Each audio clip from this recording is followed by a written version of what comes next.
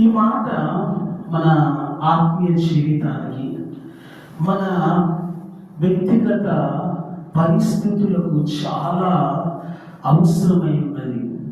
మీరు గమనించండి, వాస్తవంగా ఎవరు చింతిస్తూ ఉంటారు, దేనికోసము చింతిస్తూ ఉంటారు, దేని నిమిత్తము చింతిస్తూ ఉంటారు. చింత అనేది మానవునిలో ఒక భాగం అయిపోయింది. హల్లెలూయా. చాలా మంది ఏమంటారు, విశ్వాసులు కావచ్చు, క్రైస్తవులు కావచ్చు, ప్రతిదానికి చింతపడుతూ ఉంటారు, చింతిస్తూ ఉంటారు. హల్లెలూయా. అంటే మనము ఉన్నదాన్ని బట్టి సంతోషించక, ఉన్నదాన్ని బట్టి ఆనందించక, లేని వాటిని బట్టి, పొందుకోలేని దాన్ని బట్టి మనము చింతించుతూ ఉంటాము. మనము ఇప్పుడు చదివిన వాక్యం ఇంగ్లీష్లో ట్రాన్స్లేట్ మనం చూస్తే, 2-3 ట్రాన్స్లేషన్ చూస్తే, ఒక ట్రాన్స్లేషన్లో ఈ విధంగా రాయబడింది.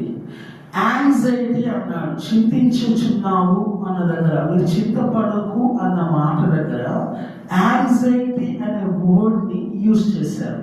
మనము దాన్ని తెలుగులోకి అనువదిస్తే అది ఆందోళనగా మనకి కనబడుతుంది. హల్లెలూయా. ఆందోళన ఎందుకు వస్తుంది? ఆలోచించటం వల్ల వస్తుంది, మనము ఊహించటం వల్ల వస్తుంది, దాని గురించి తలంచటం వల్ల వస్తుంది. హల్లెలూయా. ఇక్కడ రాయబడిన మాట మనం గమనిస్తే, మీ చింత యావత్తు నా మీద వేయుడి. హల్లెలూయా. ఎందుకు? నేను కూడా మీ గురించి చింతిస్తున్నాను. హల్లెలూయా. అంటే ఆయన కూడా యాంగ్జైటీ కలిగి ఉన్నాడా? మనం యాంగ్జైటీ కలిగి ఉన్నాము, రాయబడింది ఇంగ్లీష్లో.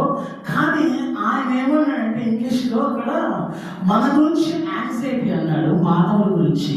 కానీ ఇంగ్లీష్లో ఆయన గురించి రాయబడిన మాట ఏంటంటే కేర్స్ అబౌట్ యూ అన్నాడు. హల్లెలూయా.